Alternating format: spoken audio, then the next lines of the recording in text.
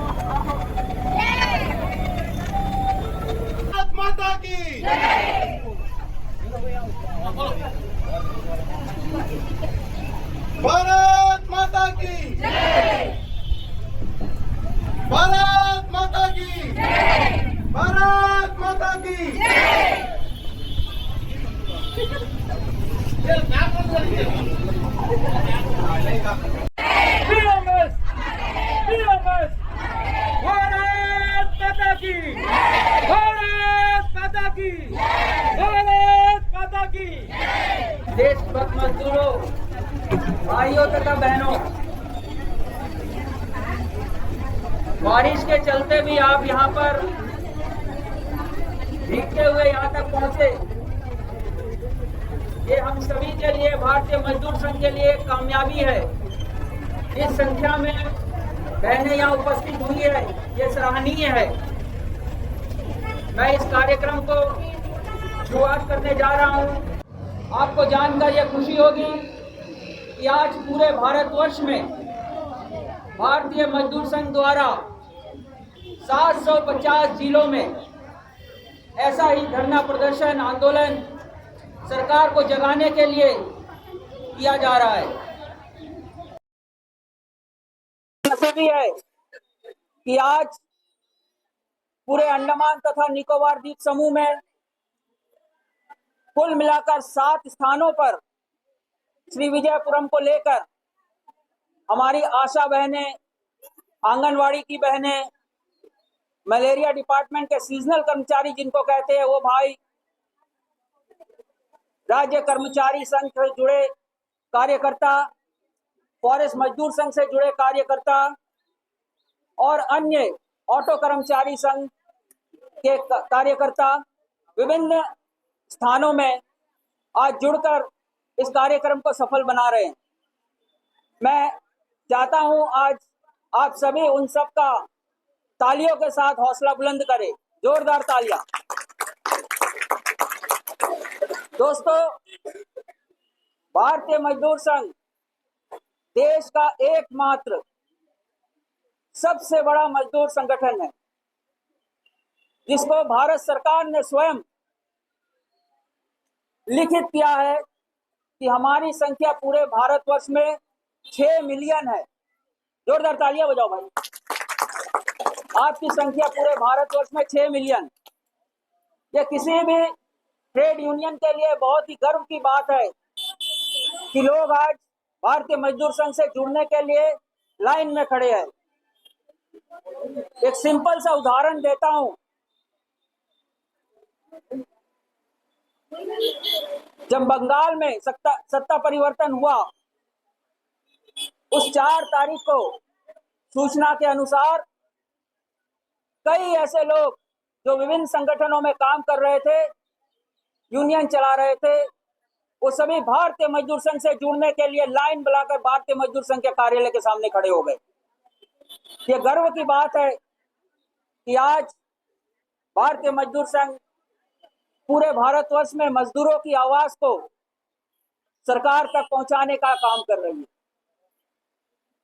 भारतीय मजदूर संघ एक ऐसा संगठन है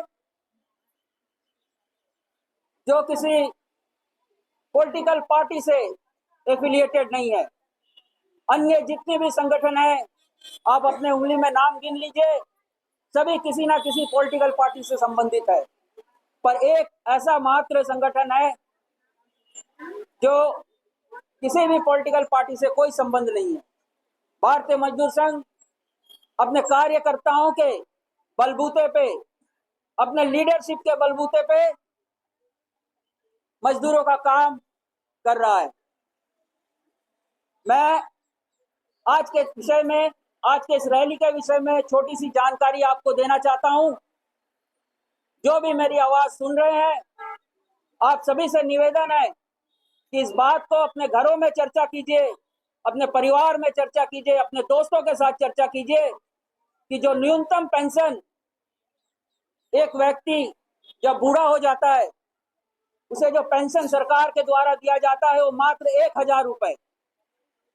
भारतीय मजदूर संघ को जब ये पता चला, भारतीय मजदूर संघ ने पिछला जो रांची में अधिवेशन हुआ था हमारा कार्य समिति का, उसमें यह निर्णय लिया कि भारतीय मजदूर संघ इन बड़ी बड़ी मांगों को लेकर सरकार को जगाने का काम करेगी।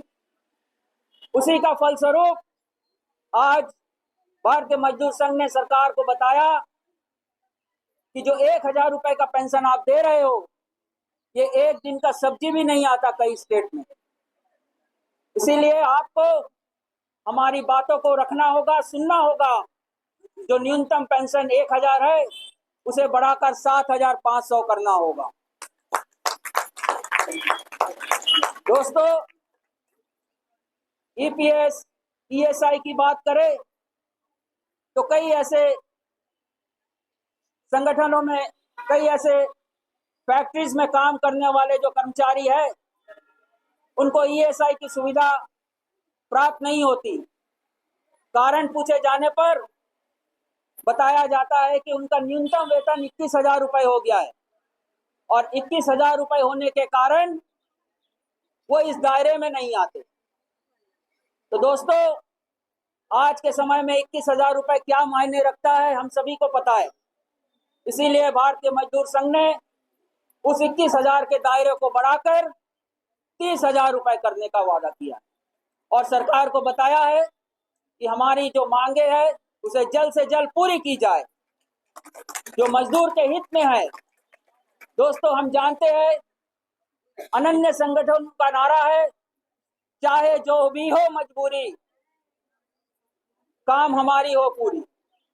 पर हमारा नारा है, देश के हित में करेंगे काम, देश के हित में करेंगे काम।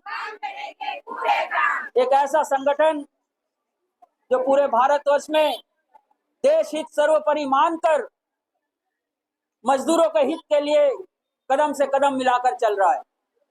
दोस्तों, आज जरूरत है, और भी बहुत सारी पॉइंट्स है, हमारे बहुत वक्ता बैठे हैं, उन सभी को हम सुनेंगे। मैं एक बार फिर से भारतीय मजदूर संघ की ओर से आप सभी का यहाँ आने का, इस रैली को इतनी संख्या में सफल बनाने का जो आपने भरसक प्रयत्न किया, जो डिसिप्लिन मैनर में आप आए, इसके लिए भारतीय मजदूर संघ अंडमान तथा निकोबार द्वीप समूह और अखिल भारतीय मजदूर संघ की ओर से आपका कृतज्ञ हूँ। इसी वाणी के साथ मैं अपने वाणी को विराम देते हुए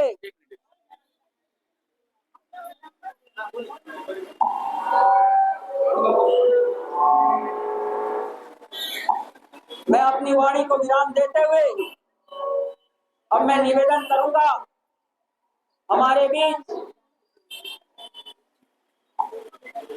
राज्य कर्मचारी महासंघ जो अंडमान तथा निकोबार द्वीप समूह में सरकारी कर्मचारियों के लिए एक संगठन बना है, जो भारतीय मजदूर संघ इकाई है का एक इकाई है, उनके अध्यक्ष श्रीमान जॉयदीप जी, आपसे निवेदन करूंगा आकर 2 शब्द कहें।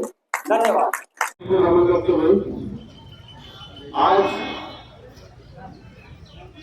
आज पूरे देश वर्ष में हमारे फेमस भारतीय मजदूर संघ और उसकी एक इकाई राज्य कर्मचारी महासंघ के सभी कार्यकर्ता, सभी यूनिट के और फेमस आशा वर्कर और सभी उनके भी यूनिट के सभी वर्कर आज जितनी बारिश के होते हुए भी इतना अच्छा प्रदर्शन किया, इसके लिए मैं तहे दिल से सभी यूनिट के कार्यकर्ता को धन्यवाद अर्पित करता हूँ। हमारी मांगे, राज्य कर्मचारी की मांगे भी और जो मांगे तो गवर्नमेंट की पूरी नहीं हो रही थी, उस मांग को लेके भी जो आपकी डिमांड है, उसे राज्य कर्मचारी की भी डिमांड है। तो न्यूनतम मिनिमम वेतन है वो 30,000 करना होगा। ये के आज के आंदोलन में राज्य कर्मचारी द्वारा किया गया एक बहुत बड़ा डिमांड है और पीएफ का दायरा भी 30,000 करना होगा।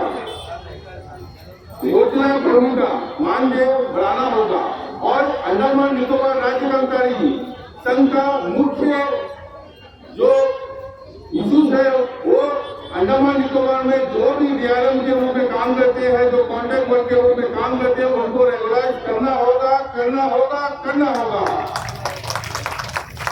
और इसके तहत राज्य कर्मचारी महासंघ ने इसका बहुत प्रत्याचार किया।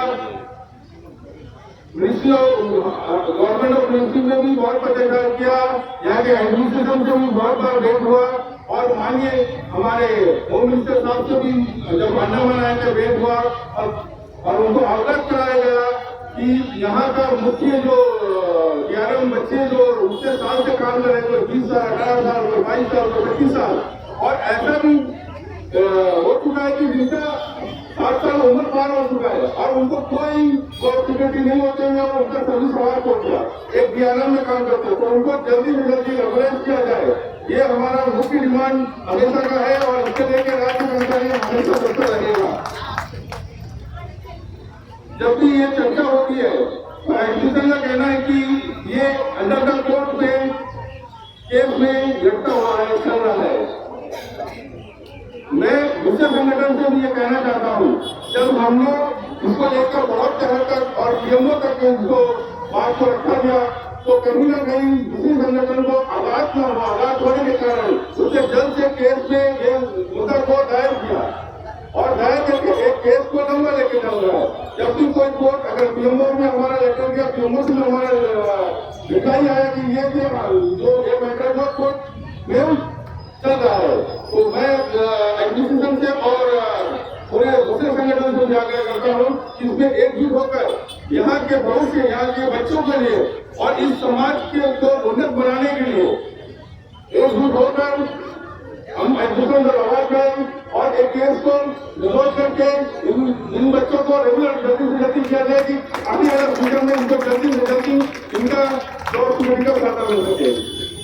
और जो लेबर कोड आए दिन आपको मालूम होगा कि जो लेबर कोड यहाँ पर लागू हुआ है ऑल ओवर भारतवर्ष में, जिसमें कुछ मुद्दे हैं वो 8 अगस्त के बाद कोई भी मजदूर, कोई भी वर्कर अगर काम करता है तो उनको और उनके बाद जो उनको काम दिया जाएगा और उनको लिया जाएगा तो उनको ओवर टाइम देना होगा। ये क्लियर कर लेबर कोड में और उनको डबल जो वेतन उनको मिलता है उसका डबल उनको ओवर टाइम देना होगा। और ये सब और AIC जो स्कीम है, इंश्योरेंस स्कीम के तहत हर वर्कर को लाना होगा।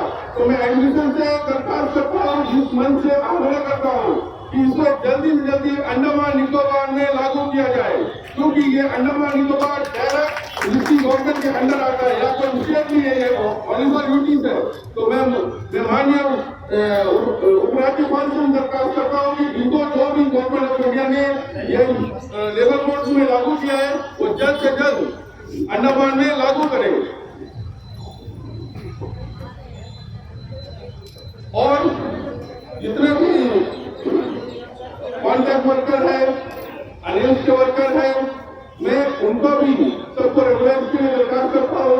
मैं ज्यादा संतुष्ट इसलिए बोल रहा हूँ कि मैंने देखा है सब ठीक के आए हैं और सबका मतलब ठंडा लगने का लग रहा है, तो इसलिए मैं तहे दिल से बस किसी छोटी सी वाणी के साथ अपना वक्तव्य समाप्त करता हूँ। भारत माता की जय। अब मैं निवेदन करूंगा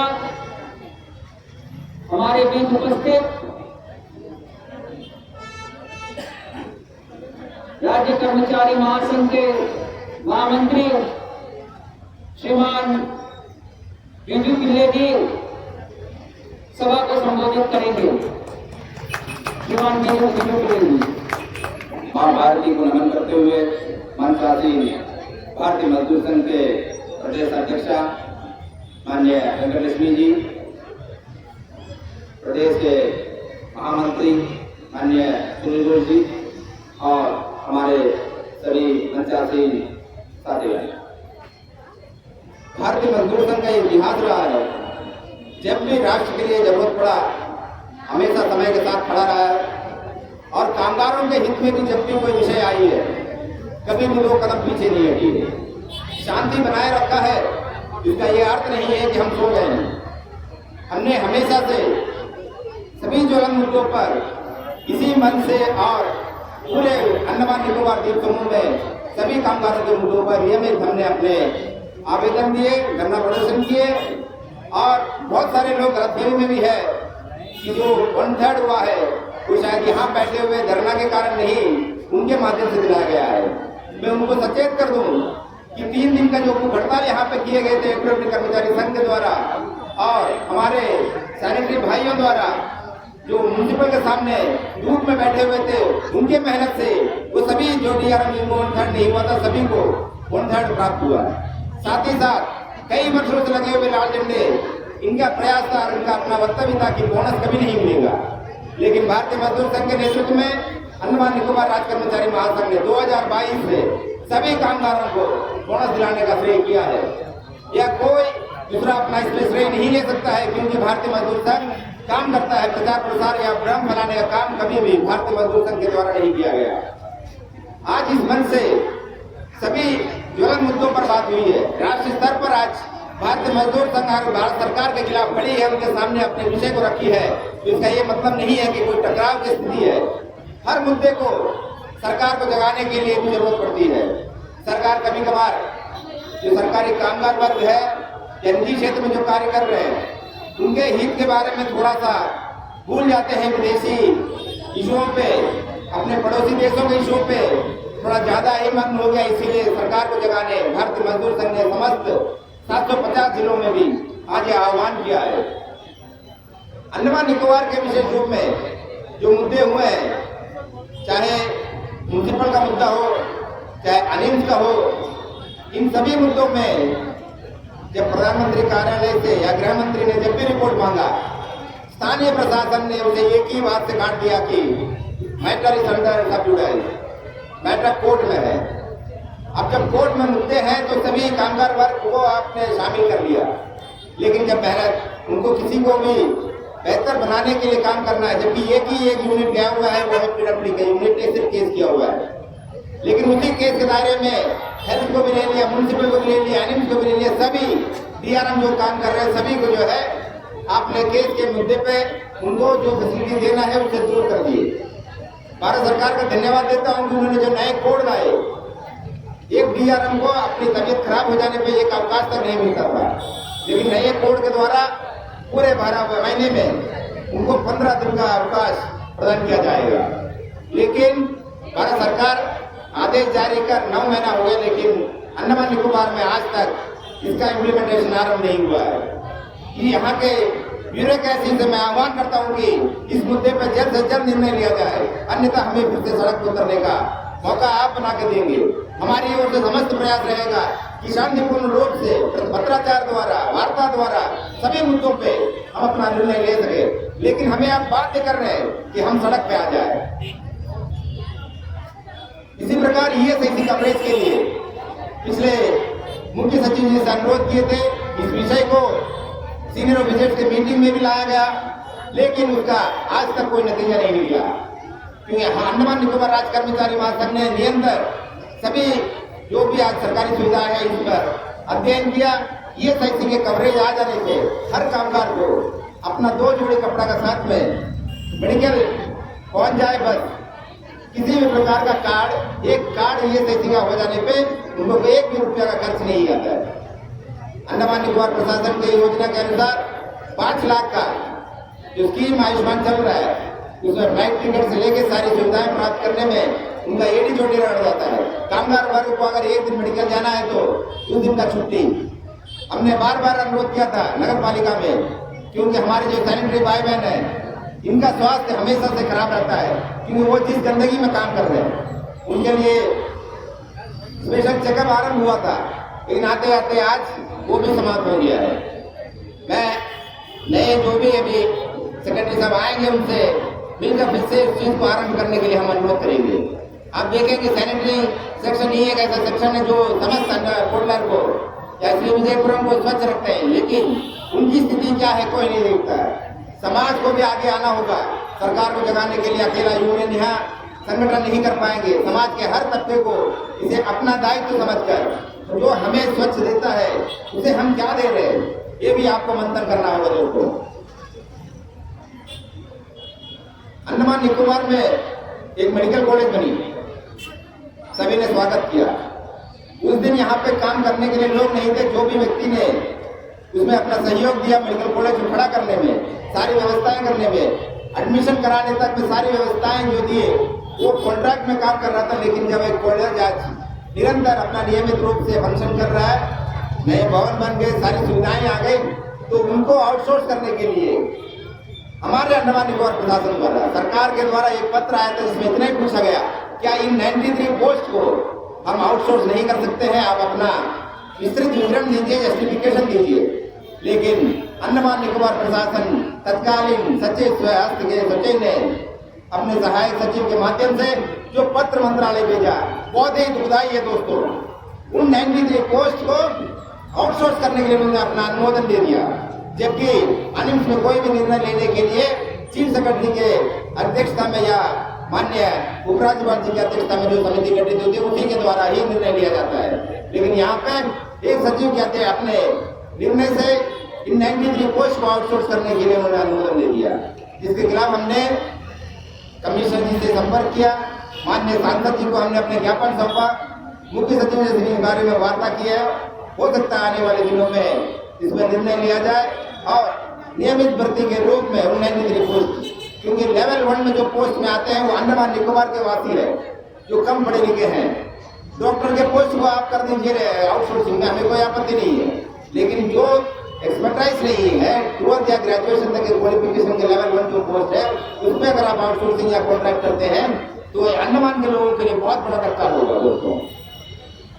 साथ ही साथ आउटसोर्सिंग में जो काम कर रहे हैं वो चाहे एनएचएम में हो, निम्स में हो या मेडिकल डीएचएस के तहत जो मेडिकल में काम कर रहे हैं, इनको आप जब 12 मास 365 दिन 24/7 इनका सेवा आपको जरूरत है।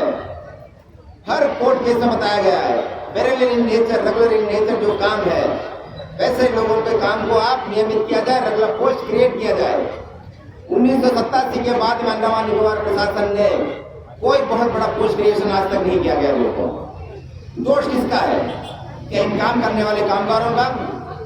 आप 13,000 के तनखे पे जो कि मिनिमम वेजेस से भी नीचे है, हमें 2 साल से केस लड़ना पड़ रहा है कि उनको मिनिमम वेजेस मिल जाए, वो भी सरकारी तंत्र के नीचे। सोचिए दोस्तों किस हद तक जा रहा है आज सरकारी विभाग। 13,000 का तनख्वाह देने में असमर्थ रह रहा है, अपना निर्णय नहीं ले पा रहा है कि मिनिमम वेजेस जो लेबर कमीशन ऑफिस माननीय उपराज्यपाल जी के अनुमोदन से जारी किया जाता है उस पर हमें अनुपालन करना है। कई विभाग आज भी ऐसे हैं। अब प्राइवेट सेक्टर में हो तो हर कोई डंडा लेके खड़ा हो जाए, जब सरकारी विभाग कर रहे हैं तो किसके ऊपर आप कार्रवाई करेंगे? उस पर कोई कार्रवाई नहीं होगी, वो यह दिया जाएगा कि हमने गलती से कर दिए, लेकिन बाकी वेजेस उनको नहीं दिया जाएगा। आउटसोर्सिंग में जितने भी कॉन्ट्रैक्ट सिस्टम पालन किया जा रहा है पूरा जो है हमारे कामगार बंधुओं को बंधुआ बनाने का एक प्रयास है। ये सिर्फ ब्यूरोक्रेसी जो अंग्रेजी शासन था उसका एक रूपांतर के रूप में आज आउटसोर्सिंग हमारे सामने है। दोस्तों आप सभी को जागना होगा, खड़ा होना होगा गलत चीजों के लिए। जब तक आप सवाल नहीं पूछेंगे कोई आपको जवाब देने के लिए तैयार नहीं होगा। आपका आवाज उठना चाहिए दोस्तों। हम किसी के गुलाम नहीं है, स्वतंत्र भारत के स्वतंत्र नागरिक है। भारत का संविधान हमें अधिकार दिया हुआ है सवाल पूछने का। हर नागरिक जिस दिन सवाल पूछने लग जाएगा एक भी गलत काम नहीं होगा दोस्तों। माननीय गृह मंत्री अंडमान निकोबार के दौरे पर आए थे। अंडमान निकोबार के संदर्भ में सभी विषय पे उनसे चर्चा किया गया। Even AC cadre clerical cadre के पे अपग्रेडेशन के लिए उनके सामने रखा गया। Hard area allowance sector Andaman Nicobar को डिक्लेयर करो और सभी कामगार वर्गों को हार्ड एरिया अलाउंस प्रदान किया जाए। क्लरिकल कैडर में उनको पे अपग्रेडेशन के लिए एक समिति सेक्रेटरी पर्सनल के नेतृत्व में बनाने के लिए हमने अनुरोध किया था, लेकिन उसे भी निरस्त किया गया। गृह मंत्री ने के द्वारा नहीं किया गया, स्थानीय प्रशासन के द्वारा। हमने बार मुख्य सचिव से अनुरोध किया कि जो काम आपसे नहीं हो पा रहा उन्हीं मुद्दों को ही हमने गृह मंत्री के समक्ष रखे हैं। आप अपने मुद्दों को गृह मंत्रालय में टेक के नोट, गृह मंत्रालय से कोई निर्णय ले। आपके बस में नहीं हो पा रहा वो कम से कम बोर्ड को आप गृह मंत्रालय के बोर्ड पर भेज दें। बाकी निर्णय हम वहां पे जाके, वो चाहे पॉलिटिकली हो चाहे संगठनात्मक रूप में हो या भूख हड़ताल बैठ के हो, सरकार से कराने के लिए हम अपने प्रस्ताव को रखें। लेकिन इन प्रस्तावों पर यहाँ से जो नेगेटिव कमेंट्स गया वो सभी के लिए बहुत ही दुखदायी है दोस्तों। जितने भी डीआरएम पर रोक करने की बात है उसमें एक ही सब जुड़ाइश है। सब जुड़ाइश होने का कारण क्या है, किसने लेके गया? रिसेंटली आपने सुना होगा कृष्ण कुमार दहिया जी एक दैनिक ऑफिसर ने केस फाइल किया। उस केस में 2003 से दैनिक ऑफिसर का सीनियरिटी मेंटेन करने के लिए रिवाइज कर रहे हैं। जब उनके बिरादरी का बात आता है तो कोई अपील नहीं होता है, जो निर्णय आया डीओपीटी के द्वारा वो इशू कराया गया। लेकिन हम कामगार वर्ग क्योंकि गरीब है, हमारा कोई मुद्दा आता है तो लेबर कोर्ट में हुआ तो हाई कोर्ट में appeal, high court single bench हुआ तो डबल बेंच में अपील, वहां से भी अगर हम जीत गए तो सुप्रीम कोर्ट में अपील में चला जाता है। एक कामगार जो 18,000 से 20,000 तक का कमाता है वो किस हद तक जाएगा, कहां तक जाएगा, कितने मजबूर कर रहे हैं। इन पे भी मंथन करना होगा, किस मुद्दे को लेके सुप्रीम कोर्ट तक जाना है, इस पे भी एक निर्णय लेना होगा भारत सरकार को। स्थानीय प्रशासन के द्वारा जितने भी अपील का निर्णय लिया गया, क्या उन केस में उनको जीत प्राप्त हुई है? अगर जीत प्राप्त नहीं हुई तो ऐसे अपील करके कामगार वर्ग का और स्थानीय प्रशासन का पैसा और समय बर्बाद करने का गुनहगार कौन है, इसका भी आपको ध्यान रखना होगा दोस्तों। आने वाले दिनों में मिनिमम वेजेस अंडमान निकोबार प्रशासन के माननीय राज्यपाल जी के द्वारा पारित किया जाता है। क्या मिनिमम वेजेस जितने काम कर रहे हैं उनको तो प्राप्त होता है? जो हमारे ऑटो चलाते वाले भाई हैं, भाई या बहन जो भी ऑटो चलाते हैं, उन्हें मेहनताना में वृद्धि कैसे होगा दोस्तों? क्या 6 महीने में उनका रेट में बढ़ोतरी का एक कमेटी नहीं होना चाहिए? पेट्रोल रेट बढ़ गया, जो रिपेयर एंड मेंटेनेंस का रेट बढ़ गया, सर्विसिंग का रेट बढ़ गया, वो कहां से लाएंगे पैसे? वो गरीब कैसे जिएगा? बार बार अनुरोध किया गया हमारे विश्वकर्मा ऑटो यूनियन के द्वारा, विभिन्न इलाके ऑटो यूनियन द्वारा, कि जितने भी ऑटो चालक है उनका भी एक आवाज सुनने के लिए हो, जहां पे 6 महीने में एक बार आप रेट फिक्स करने का कमेटी बनाए। जैसे मिनिमम वेजेस फिक्स किया जाता है वैसे ही ऑटो ड्राइवर के लिए भी ऑटो का जो फेयर है उसको रिवाइज किया जाए। इसके अलावा अंडमान निकोबार में कोई गरीब हो, चाहे डिग्रीपुर का हो, चाहे कैमल में नील हो, हर रूरल एरिया से लाइसेंस प्राप्त करने के बाद एक उम्मीद के साथ कि हमको नौकरी नहीं मिला, मेरा एजुकेशन कम है तो कम से कम मैं ऑटो चला के जी लूंगा। लेकिन यहाँ पर क्या हो रहा है, ऑटो परमिट आइलैंडर्स से ज्यादा बाहर के लोग आज यहाँ पर ऑटो चला रहे हैं। इसका श्रेय किसको जाना चाहिए दोस्तों? या अंडमान में पले बड़े इन बच्चों का ये हक नहीं है? इनका अधिकारों को ये काट नहीं रहा है? बार बार हम प्रशासन से अनुरोध करते हैं कि ऑटो परमिट स्वरोजगार के लिए, सेल्फ एम्प्लॉयड के लिए अंडमान में युवकों को दे, जो आइलैंडर कार्ड रखे हैं। किसी भी व्यक्ति के नाम पे 2 से अधिक परमिट जारी ना करें। ऑटो कोई व्यापार नहीं है, आप 10 गाड़ी उतार लीजिए, ट्रैवल चला लीजिए, लेकिन ऑटो के क्षेत्र में कम से ऐसे बिजनेस न शुरू करें जिससे कि हमारे नीचे तबके के गरीब लोगों का पेट में लाभ हो। उनके लिए कैसे कोई इंश्योरेंस कवरेज लाया जाए, क्योंकि गाड़ी का इंश्योरेंस तो पूरा बनता है। अनऑर्गेनाइज सेक्टर में इंश्योरेंस कवरेज के लिए नए जो कोड में आया है प्रावधान, उस पर भी अभी तक कोई निर्णय नहीं हो पाया दोस्तों। पूरे प्रावधान दिए गए हैं कि आने वाले अनऑर्गेनाइज सेक्टर में आप एक स्कीम की घोषणा कर सकते हैं। स्कीम का निर्माण के लिए अभी तक किसी भी प्रकार का कोई निर्णय नहीं लिया गया। आज विभिन्न डिपार्टमेंट में लोग काम करते हैं, तो चाहे कंप्यूटर ऑपरेशन में काम हो या हाईली स्किल्ड काम हो, इन सबका वेतन मान एक ही है 18,000। क्यों वो हायर पे पाने के लिए हकदार नहीं है? वो अपना काम तो एक हायर पे का लेवल का जब दे रहा है तो उसको वेतन क्यों कम दिया जाए? ऐसे अत्याचार क्यों? इस शोषण को कब बंद करेंगे? हमेशा से कहा गया कि ब्रिटिशों के द्वारा शोषण किया गया, लेकिन आज भारत सरकार स्वतंत्र होने के बाद भी उनका जो शासन व्यवस्था यहाँ पर लागू है, क्या ये ब्रिटिश सरकार से कुछ कम है? हर परिस्थिति में यहाँ पे देखा जाता है कि एक नकारात्मक ही रवैया देखा गया। कामगार के सपोर्ट में आज तक कोई भी सकारात्मक निर्णय लिया गया ऐसा कहीं से देखा नहीं गया। आशा कार्यकर्ताओं के लिए जो वेतन वृद्धि का जो बात हुआ था, माननीय सांसद महोदय ने एनएचएम की जो बैठक में बार बार रखा, उसके उपरांत नहीं हुआ। जब यहाँ से तो केंद्र सरकार से अनुरोध किया गया तब जाकर इनका वेतन वृद्धि हुआ। इसी प्रकार आंगनबाड़ी कार्यकर्ताओं के मुद्दे पे क्यों हम एक बहुत बड़ा आंदोलन खड़ा न करें? क्योंकि पुंसेरी में जब 18,000 का सेल दिया जा रहा है, अंडमान निकोबार में क्यों इतने कम वेतन पे काम करें? क्या ये संघ प्रदेश और अन्य पुंसेरी संघ प्रदेश के साथ हमारा संतुलन नहीं हो सकता है? प्रशासन को जगाने का समय आ गया है। अगर आप आंगनबाड़ी कार्यकर्ताओं के साथ न्याय संगत व्यवहार ना करें तो आने वाले दिनों में बहुत ही बड़े स्तर पर एक आंदोलन आपको देखने मिलेगा जो करो या मरो वाली स्थिति के लिए हम आह्वान करते हैं सभी कार्यकर्ता बंधुओं से कि हमें आगे लड़ना होगा दोस्तों। इसी के साथ मैं अपनी वाणी को विराम देता हूँ।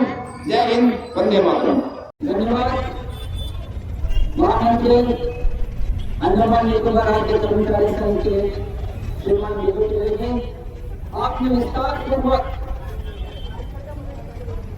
शासन से प्रशासन तक का जो जर्नी है कामगारों का उसे उल्लेख किया। हमारे भारतीय मजदूर संघ के अध्यक्ष श्री वेंकटेश जी, हमारे उप अध्यक्ष श्री वीरेंद्र जी, हमारे महामंत्री भारतीय मजदूर संघ के महामंत्री श्री सुरेंद्र जी, सभी को नमस्कार। आए हुए जितने भी आशा कर्मचारी, आंगनबाड़ी कर्मचारी, ऑफिस ग्रामीण भाई, सभी को मेरा नमस्कार। मलेरिया फॉरेस्ट मैरिन डिपार्टमेंट सभी को मेरा नमस्कार। आज अंडमान में ऐसा टाइम हो गया जो ऑटो रिक्शा चला के अपना घर परिवार पालना बहुत ही मुश्किल हो गया, क्योंकि अंडमान में पूरा पहले बता रही है कि महंगाई आज के डेट में बहुत ही बढ़ गया। ऑटो बोलिए, ऑटो का पेट्रोल बोलिए, ऑटो का स्टाफ चार्ज बोलिए, मार्केट वैल्यू बोलिए, कुछ भी बोलिए, सारा सामान का रेट पहले से डबल हो गया। वही वजह से आज का डेट में ऑटो रिक्शा चला के एक परिवार पालना बहुत ही मुश्किल है। और एक बात जो है अंडमान में रोजगार का साधन कई जोड़ी है, क्योंकि एक ऑटो रिक्शा है, बाकी हमारा जो है टूरिस्ट है। इसी में भी अंडमान का मैक्सिमम लड़का रोजगार करके अपना परिवार पाल रहा है। आज ऐसा एक दिन हो गया कि कई ऑटो रिक्शा मार्केट में बिजनेस हो गया, क्योंकि हमारे पास पैसा है तो हम 10,000 लेके 10 ड्राइवर को देके हम घर बैठ के अपना बिजनेस चला रहा है। वही जिसको ऑटो चला के अपना परिवार पालना, अपना बच्चा पढ़ाना, अपना घर परिवार को देखना जरूरी है, उसी को और उपलब्धि नहीं हो रहा है। तो हम लोगों ने सारा डिपार्टमेंट को देखा, SK department, secretary, chief secretary, सभी को इस विषय में लेटर दे चुका है। तो उन्होंने अभी तक कोई रिप्लाई नहीं दिया। तो सारा एसके डिपार्टमेंट सभी से मैं निवेदन करता हूँ, जो हमारा जो समस्या है जितना जल्दी हो सके उतना जल्दी पूरा करें। नमस्कार, धन्यवाद। ड्राइवर संघ अब इस कार्यक्रम को अंतिम पड़ाव में ले जाने के लिए मैं निवेदन करूंगा हमारे लिए उपस्थित हमारे भारतीय मजदूर संघ अंडमान तथा निकोबार द्वीप समूह की अध्यक्षा श्रीमती वेंकटेश जी सभा को संबोधन करेंगे। श्रीमान वेंकटेश जी। भारत माता की भारत माता की।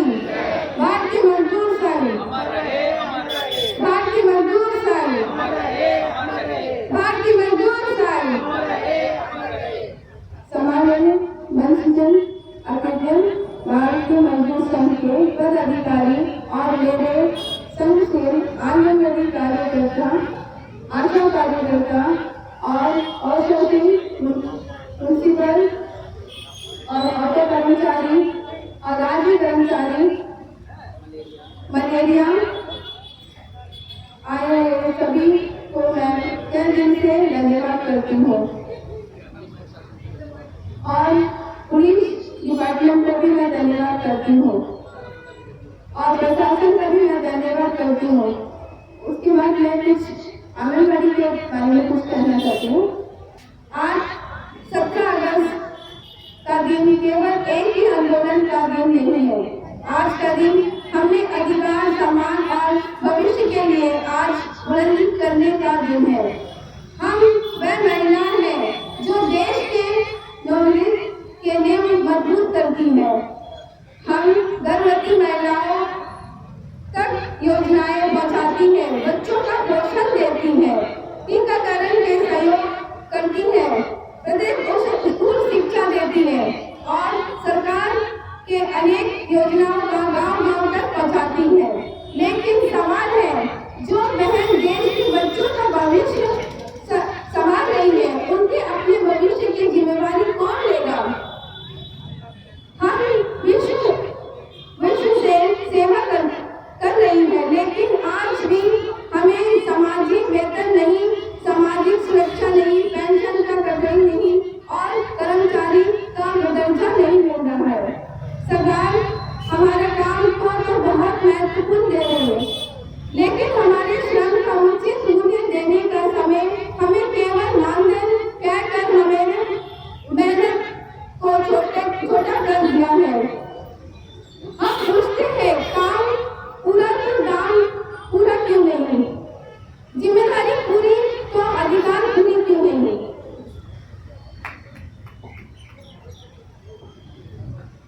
सामाजिक मदद, वेतन दो, समाज सुरक्षा दो, पेंशन दो, बीमा और स्वास्थ्य सुरक्षा दो, आंगनबाड़ी कार्यकर्ता सहायिका को उचित कर्मचारी का दर्जा दो। और मैं सरकार को यह भी स्पष्ट कर देना चाहती हूँ, हमारा आवाज को दबा नहीं जा सकता, हमारा मांगों को टाला नहीं जा सकता, हमारा ज्ञापन को फाइलों में दबा कर नहीं रख सकता।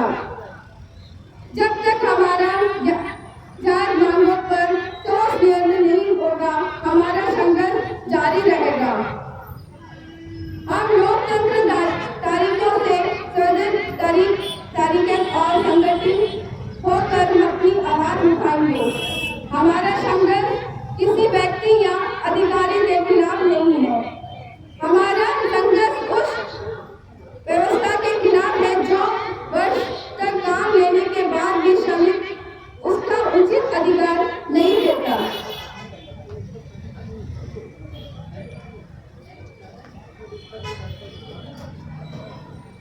मैं इसी के साथ हमारा आज का जो रैली बहुत विस्तार रूप से हुआ, इसी के साथ ही मैं सभी को, मीडिया कर्मियों को, हमारे आए हुए पूरे बीएमएस के अधिकारी को धन्यवाद देती हूँ।